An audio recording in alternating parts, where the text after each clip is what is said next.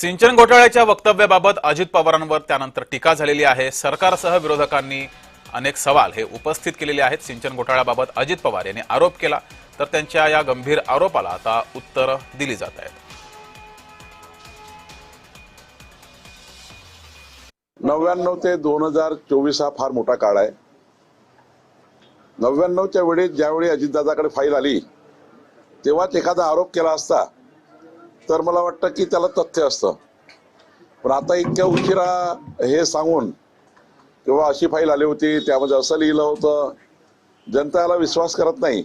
अजितदादाकडून अपेक्षा नाहीच आहे, अजितदादाकडनं अशा अपेक्षा नाही आहे जे अजितदादा बोलतात आहे। जर अजित पवार सांगतात की माझ्याकडे एक फाईल आली, ती कसली आली, तुम्ही अर्धवट बोलू नका आणि कोड्यात बोलू नका, तुम्ही कोडी टाकू नका आम्हाला इडल्स इन फडणवीस गव्हर्नमेंट, बरं का? तुम्ही आम्हाला कोडी टाकू नका। तुमच्यात हिंमत आहे तर लोकांसमोर येऊन सांगा। गणेश नाईकांना आमचं आव्हान आहे, कोडी टाकू नका।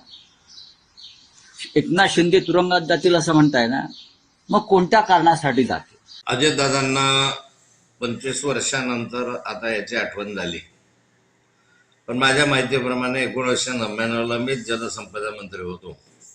त्या कालखंडामध्ये अशा स्वरूपाचा कुठला निर्णय झाला असावा की पार्टी फंडसाठी एस्टिमेट वाढवून घ्यावं किंवा पार्टी फंडसाठी अबोव टेंडर द्यावं, असं मला तरी असं आठवत नाहीये आणि असं होऊ शकत नाही।